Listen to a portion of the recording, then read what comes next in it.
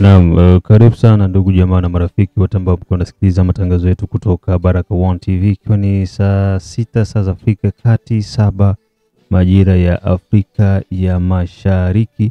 Na tumai kwamba wote mko vizuri, kutoka Australia, kutoka Canada, kutoka USA, kutoka Central pamoja na East Africa, wale wote ambao kwa maeneo ya Europe na maeneo ambao kwa maeneo ya Afrika ya Kusini, mnakuwa mko mnatufuatilia vizuri sana. Maeneo ya South Africa naona watu wanazidi kuongezeka kweli kweli.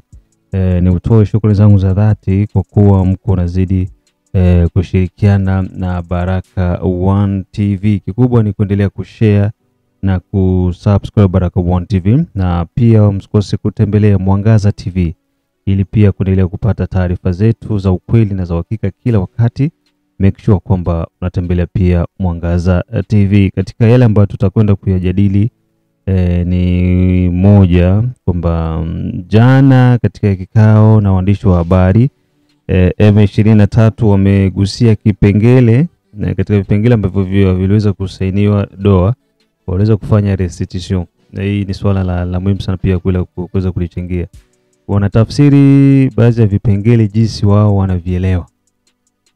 Ikiwemo kipengele cha désarmement, kile cha kuweza kuwanyang'anya watu silaha, makundi ambayo yanamiliki silaha. Sasa M23 wanajisahau wanajisahau kwamba wao pia ni kundi la maguguni ambalo limechukua silaha kwa ajili ya kujaribu kuipindua serikali. Sasa wanajisahau vipi? Wao wanasema kwamba na wao pia watahusika katika kuwanyang'anya silaha wazalendo. Unaona? Yes. So kuku kipengele cha désarmement kile ambacho kiko ndani ya hii vipengele 8. Ni kipengele cha ngapi? Ngoja tuangalie hapa. Kipengele cha justice, vérité, la réconciliation, la relance économique, service, l'identité, la citoyenneté, retour de la restauration des réfugiés, des personnes déplacées, les arrangements sécuritaires intérimaires de la RDC,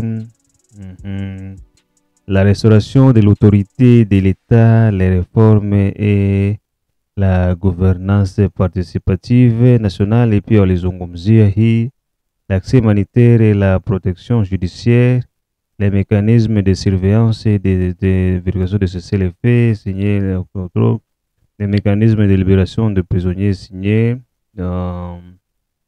le 14 septembre 2025. Ni hii kipengele cha la restauration de l'autorité de l'État, les réformes et la gouvernance participative nationale. Humu ndani ndo kuko désarmement, kwa sababu hakuwezi kuwa restauration ya autorité de l'État bila kuwawekesha watu silaha chini. Hapa tutakwenda kupagusia sasa. M23 wao kitu ambacho walifanya ni nini? Waliita point de presse. Baadaye wakaanza kufafanua kipengele kimoja kimoja. Hivi sisi tuko tunafafanua hivi vipengele, na ndio na wao pia walikuwa wanavifafanulia watu wao, kujaribu kuwatia moyo, kuambia kwamba hii mikataba sio mbaya kwao, inawahusu pia na iko na advantage pia kwao.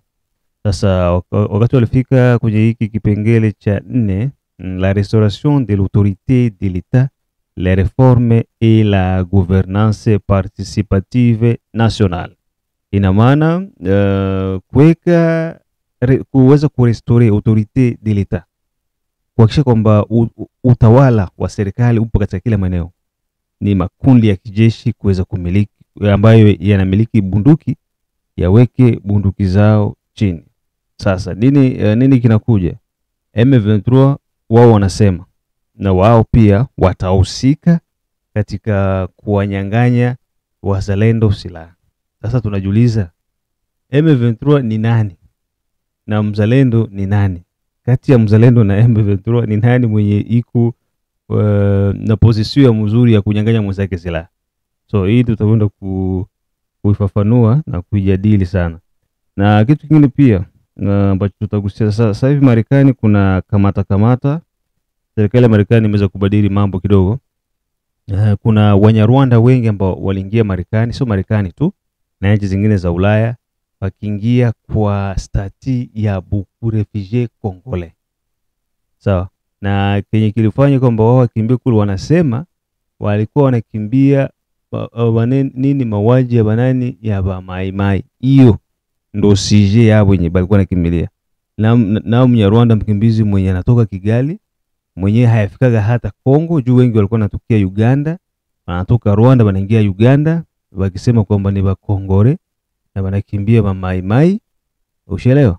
So serikali za Ulaya zimeanza kufuatilia hizi case na kuzidentify. Inakuja kuonekana kwamba kumbe Wanyarwanda walikuwa wako wanadanganya kwamba ni Wakongomani, wakati sio Wakongomani, huku iliwali wao wakiwa ni Wanyarwanda.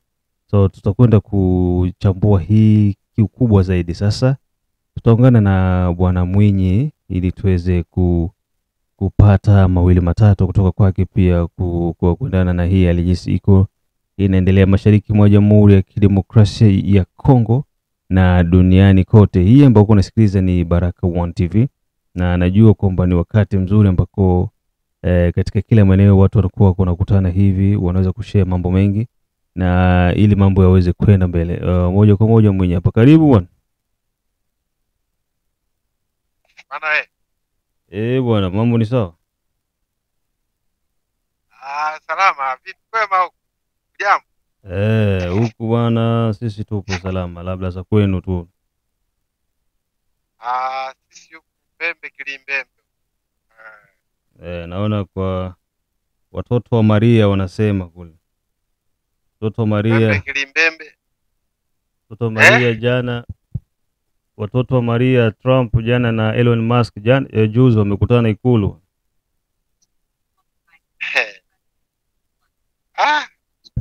Yangu ndani ya White House. Sasa hapa tuna mambo mawili makubwa.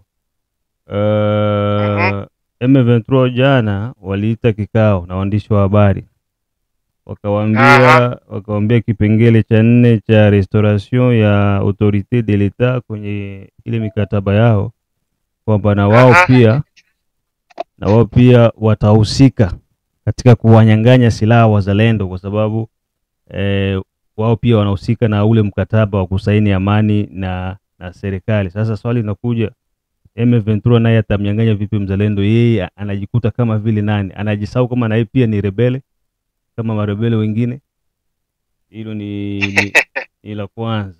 La pili, ndio serikali za Ulaya na Marekani, Ethiopia, Canada na nchi zingine mpaka Australia wamekuja kugundua kwamba walikuwa wanachezwa michezo na Wanyarwanda kujifanya kuwa ni Wakongomani, huku wakisafiria stati za Wakongole kutoka Kongo kukimbia vita. Na vita yao wanasema kwamba wanakimbia maimai.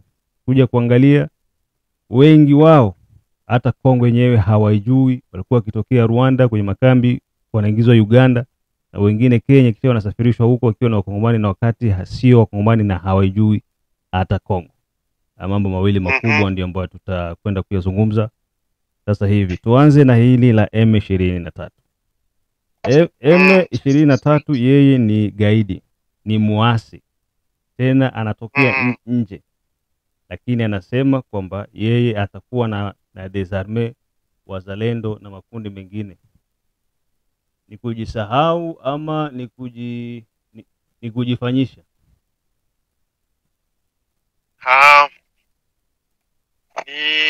Ni kuchezea Wakongomani. Hiyo ndo majibu. Sio kujisaulisha wala sio kujisahau, ila ni kuwasaulisha au ni kuwapumbaza wale wenye kutafuta amani. Ni kuwapumbaza wale wenye kutafuta amani ya Kongo. Yaani kule wenyewe wanaonekana na wenyewe manake wameshaweka serikali yao. Wenyewe wanaweza wakawawekesha silaha wazalendo. Wenyewe ni kama wanani? Wenyewe ni kama wanani?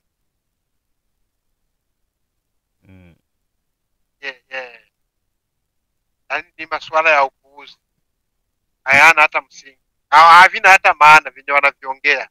Ndio hapo sasa tunajiuliza kwamba eske vraiment hao watu wako na hii mikataba yote yenye iko nasainiwa, wako naenda kuisaini huku wakiwa wanaelewa kenye wanasaini ama hawaelewi? Kwa sababu yeye mwenyewe ni rebel. Sasa kwa mara rebel tena utasema kwamba wewe ndo utadesarme magrupu ya arme zingine. Donc c'est comme si wao wanaona kwamba wako na haki ya kuingia mu gouvernement, wazalendo hawana haki ya kuingia mu gouvernement. Ndio wanasema ase watashirikiana na serikali ya Kinshasa kwa ajili ya kudesarme magrupu ya arme. Huku pia wao ndio wakiwa wako maeneo yao na serikali kwa maeneo yao, na wakati autorite de l'etat inatakiwa ikuwe iko fasi zote, serikali yenyewe ndio itadesarme na wanani na warebele wa M23 wote. Lakini mambo kidogo c'est comme si Rwanda iko inawatuma waende wafanye jambo, kisha baadaye huko nakuja na wanawageuza fanya hivi. Na ndio maana ukiangalia punde tu baada ya kusainiwa mikataba tarehe 15 na tarehe 16 moto tena wakazisha wao wenyewe, wanasaini tena wao wakazisha. Donc haina faida kuendelea kuongea na M23. Tulizungumzia kama ni jana hii na wewe uligusia juzi, yani hii wiki yote nadhani huko unagusia kila siku. Ndugu yangu, hii ni mchezo wa panya. Hii nilikuwa nazungumzia kila siku, ni mchezo wa panya. Mchezo wanaofanya wazungu wa Marekani, Canada, UK, Kenya, Rais Ruto, Kagame, hawa viongozi wote pamoja na mwenyewe Kisekedi ni watu sio watu, hawana utu wa kujua kama wenye kufariki pale ni Wakongomani, hawana gharama. Hata mwenyewe Rais Kisekedi anaonekana hana uchungu na Wakongomani wenye kufariki pale. Tunazungumzaje hivi kiutaratibu wakati watu wengine wapo wanakufa? Kwa nini hili swala wanalichukulia tu kama njuku, kama vile mtu mwenye anakamata tu ndizi anamenya anakula? Yaani wanazungumza imesha kuwa kama ni kitu cha kawaida, wakati wengine wanapoteza maisha. Wewe kupoteza maisha na wewe kuzungumza, wewe kutulia, ni wanani? Ni Wakongomani. Je, ingekuwa kabisa kama ni Rwanda ndio wanakufa wanaendelea kufa, anasema basi tukae tuendelee kuzungumza, unafikiri kweli ingeingia akilini? Kwa nini watu wazungumuze kwa hali yenye ambaye watu wapo wanakufa? Ingekuwa hata mimi au ingekuwa hata wewe ndo dada yako anakufa, mama yako anakufa, wewe ungekuwa unajisikiaje? Au kiongozi wao ungekuwa unajisikiaje? Ndugu yangu, mkuki kwa nguruwe, kwa binadamu ni sumu. Hawa wanakaa wanajadili, wanahesabu mahela. Haya, leo tuje tukute huyu Nyanguzi aje aseme kama rais wa Kongo kama ni escroquerie. Haya, yeye ni nani? Kama yeye ana escrow na yeye alimescroquer mamine zake. Yeye ni nani? Alizaliwa nao kwa mama yake, si ni mali ya Wakongomani ambaye yeye alipona wakati aliteuliwa kutumika. Yaani unataka kutuambia Kongo ukitafuta kula ni lazima ugeuke rebel au uwe mkorofi? Huko ndo tunakuelekea. Yaani ukitafuta kitu ni lazima uwe rebel. Na ndio hiyo sasa ambayo watu wanatakiwa wajue kwamba kumbe ambao tunaongea kila siku, hawa jamaa hawapiganii ukombozi, wanapigania maslahi yao. Na Angana alilia makarimi ine zake, akishazipata hizo ina maana kwake yeye sefini. Unashangaa watu wanakwenda wanajiunga nao, watu wanaenda chama chetu wanajiunga nacho, kumbe hawajui nini ambacho kio. Ndio maana hatakiwi kuchoka kuwa nawaambia watu, lazima watu wawe wanapewa dondoo kila kukicha kwamba hiki kikundi ni kikundi cha wahalifu, cha wezi mtupu. Hakuna ukombozi wowote pale. Ukisikia ma pretext zao M23 utasikia nani watakwambia, oh, sisi tuko hapa juu ya kuleta amani, tuko hapa juu ya kuleta kuondoa ubaguzi. Ubaguzi gani? Ile kuitwa tu kwamba ni Banyarwanda, kwa hapo hebu ile ndio ubaguzi. Ukiitwa Mnyarwanda unambagua, Yani anapenda mwite ni Kongole na haiko Kongole, ile tu kwao ni ubaguzi ile. sasa kama ni ubaguzi, juzi ulizungumzia kitu kimoja, ulizungumzia ukasema hivi, kuna mpira ule uliochezewa Nigeria, Rwanda walikataza wasioneshe.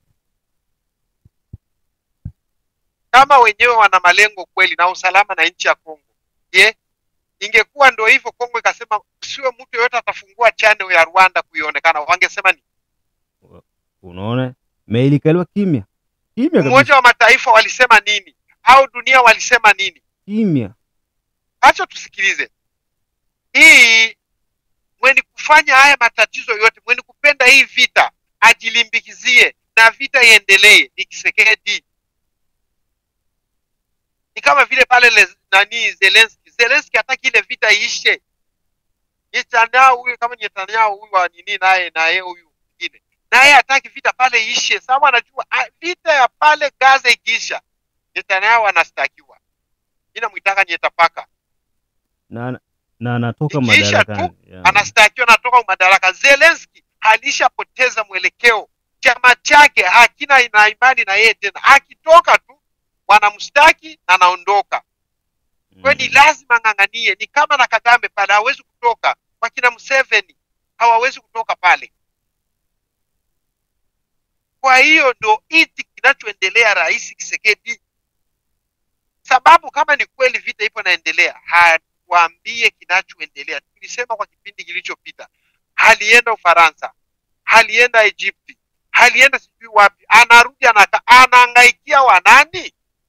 Yani tu kama napata sura mpya hapo, yani kwamba tuseme na serikali yetu na wao pia hawapendi mabadiliko, kwamba tuelekee kwenye uchaguzi mwaka 2020 na hawataki. Hii vita itaenda mpaka 26. Kwa sababu mimi napatwa na wasiwasi, sina na ukweli, napatwa na wasiwasi huenda huyu mchakato wenye ambaye wako na ucheza na M23, Kagame na Rais Tshisekedi, huenda wenye kufahamiana, wanajuana vizuri, kwa sababu waende mpaka 26 mpaka 28 mpaka 28, kwa sababu hii vita 28 ikiisha tumeshaingia 26 hapa, tunabaki na mwaka mmoja. Ikiisha kabla ya 28, ina maana uchaguzi utakuwepo. Sasa wanatakiwa wafike mpaka kule ili uchaguzi usifanyike,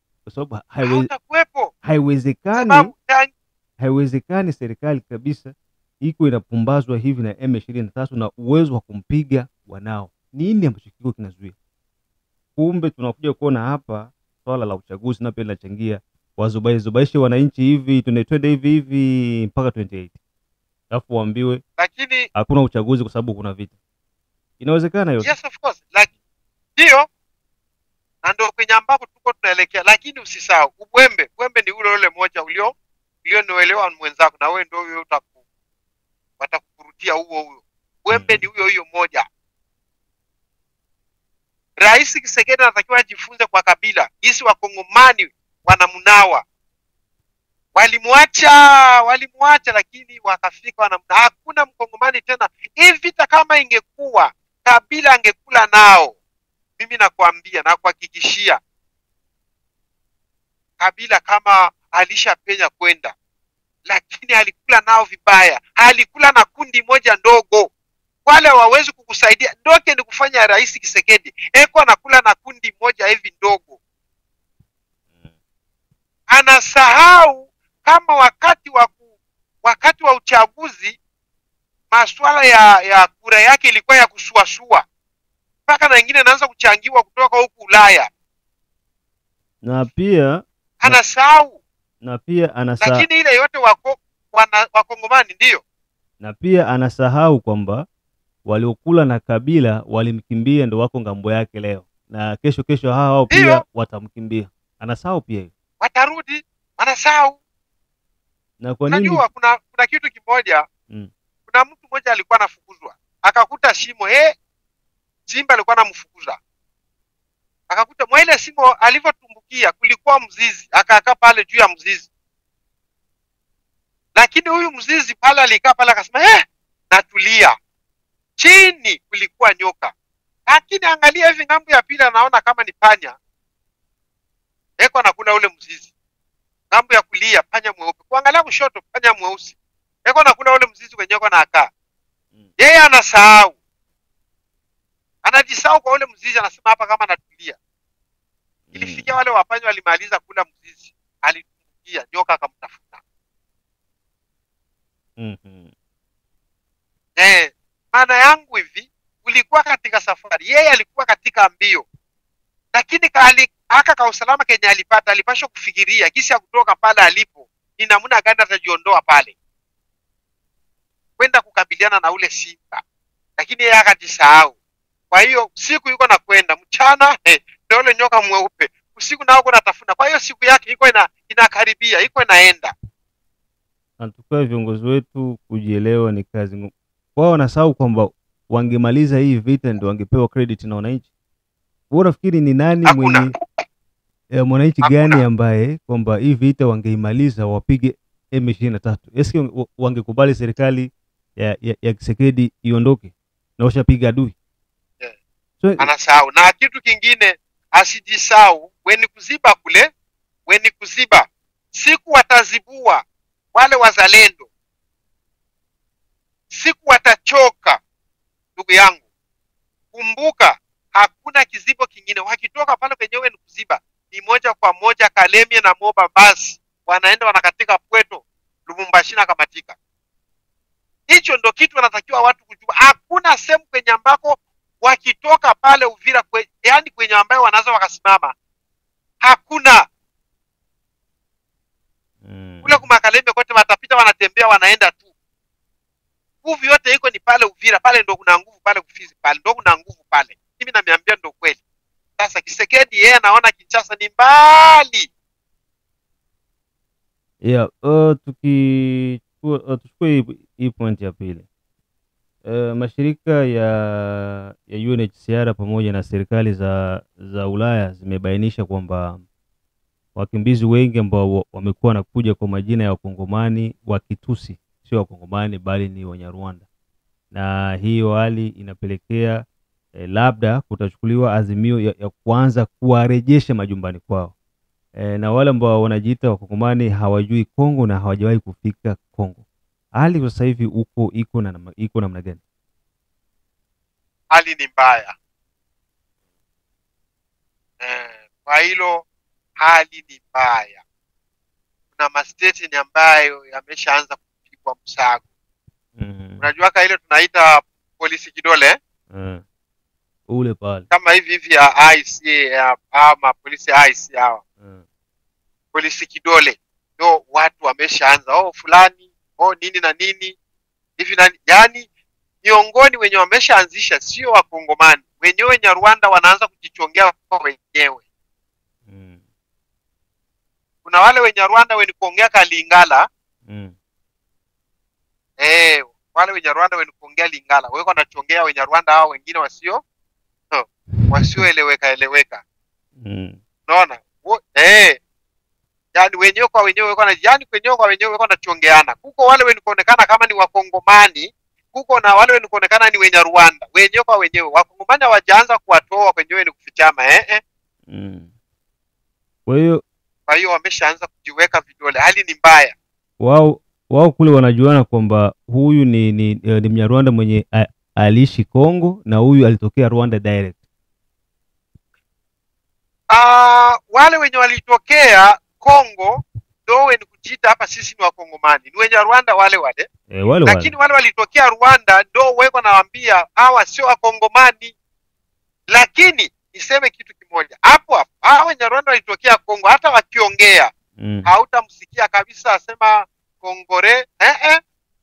Wenyewe wanakuwa wanatengeneza kabisa, unasikia anakuambia sisi Wakongomani. Lakini ukisikia kwenye tamaliza sisi Wakongomani, unasikia kama kale ka Kongore keko kaunda ndani ndani. Kako ndani, yeah. Lakini kuko wale wenye kwa sisi wa Kongore wale ndo wenyewe kabisa, wale ndo sisi wa Kongore tulitoka Buchuru. Unafikiri kama mashavu yatatoboka? Tulitoka Buchuru. Tulikuwa tunakama sisi tukatoka Buchuru. Wale ndio ni kutafutwa wale. Lakini hawa ni kusema sisi wa Kongore wale wako najieleza. Nadhani hiki kitu msago huyu utaanza vizuri. Lakini wengi wameshaanza kukimbia, wenye kujitambua wamoja wameshaanza kusepa. Wengine wanaanza kusepea Canada, wengine wanaanza kusepea sijui ni wapi, vitu kama hivyo, kwa sababu ya kisa tu ya kunyang'anywa uraia. Na hicho kitu Trump ameshakikazia sana. Sasa tuangalie kitakachoendelea, sababu hao watu nao mimi siwaaminini wale. Tunaona kama kwa upande wa serikali ya Marekani wameanza kuona kwamba hawa watu kesho watakuja kufanya kile wanachokifanya Kongo, kuanza kudai kwamba na wao pia wana haki kama wa Marekani wengine. Wakati Marekani iko na sheria zake, hata kama ukipewa uraia muda wote unanyang'anywa na hauta declare. Kwenye Rwanda ni sisimizi. Kwenye Rwanda ni sisimizi. Yaani ikiingilia kwenye suruali ujue itakuja kukuumia juu. Sio hapa Marekani. Mzee Kikwete aliona mbali sana. Ijapokuwa wapo ni kunatanata sehemu zingine, lakini aliona mbali sana. Hawa watu sio watu. Kwa hiyo Marekani, Trump anaona mbali. Kama wanawatumia hawa wazungu, sio wanawatumia, wanaenda wanajipeleza kwa nchi nyingine. Kwa hiyo wanaona hawa wanaweza hivi tunavyowatumia, wanaweza wakafanya na kwetu hivi. Yani mganga akishakupa Mobutu alikuwa anafanyaje?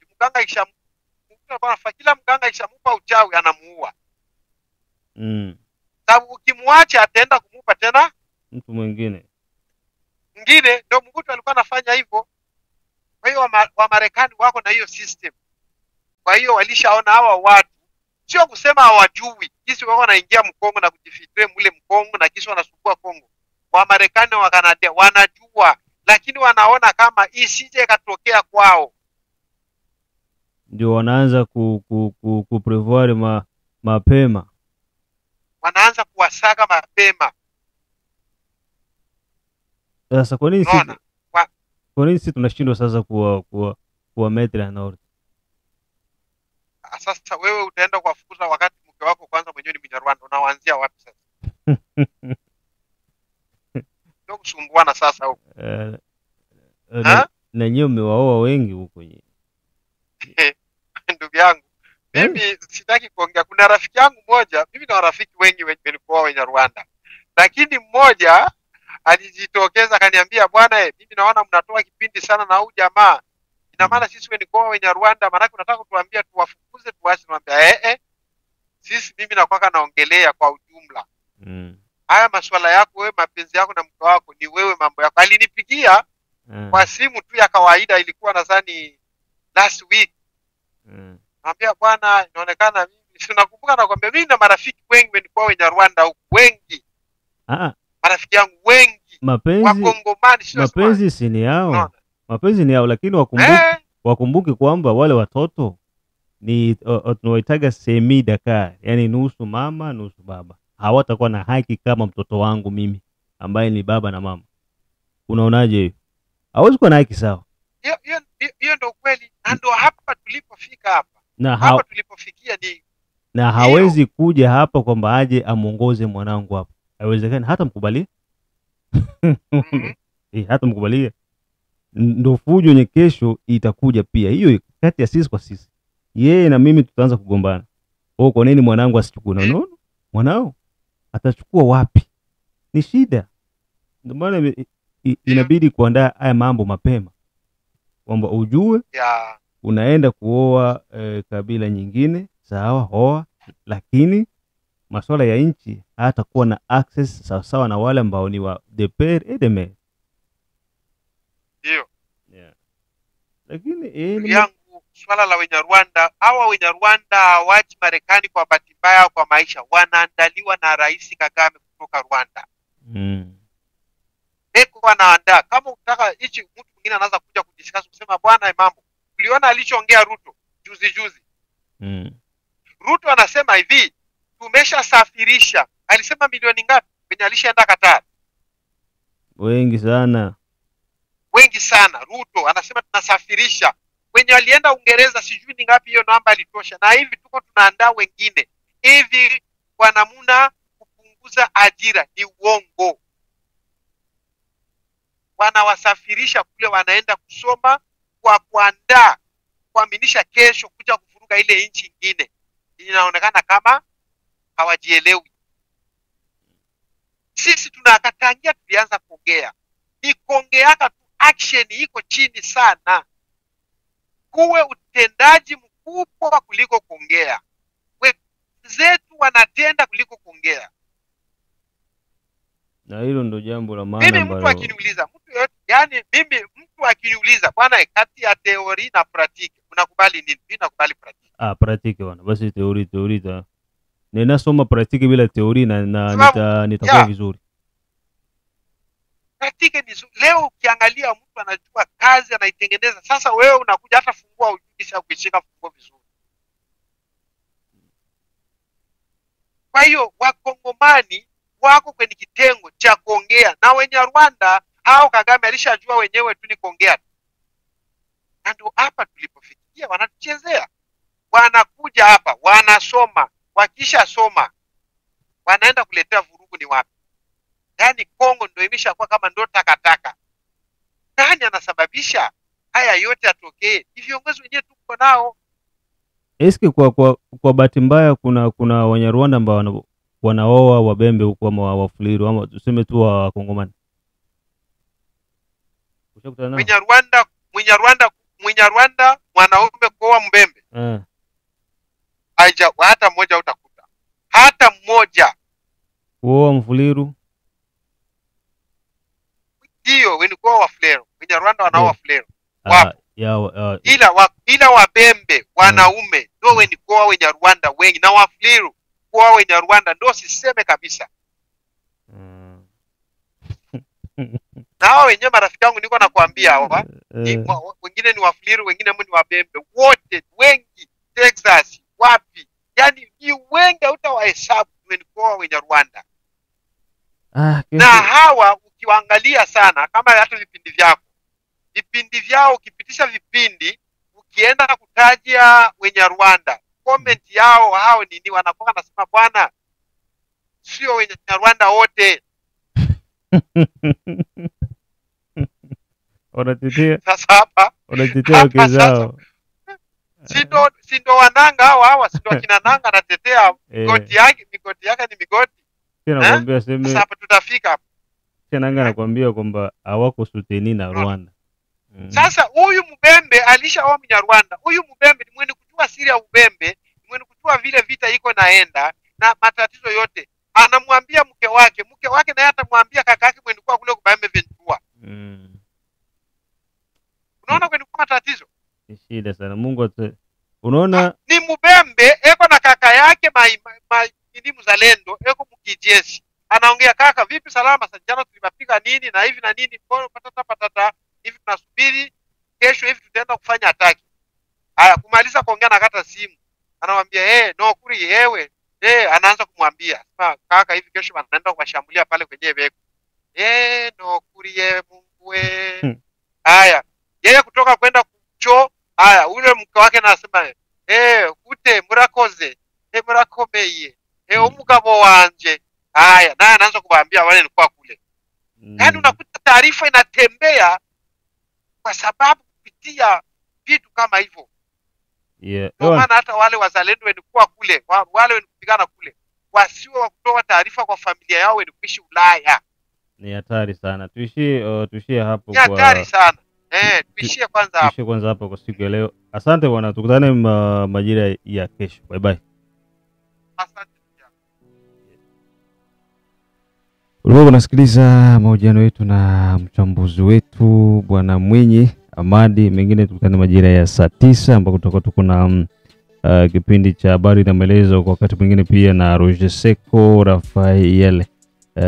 Karibuni sana na Chao chao.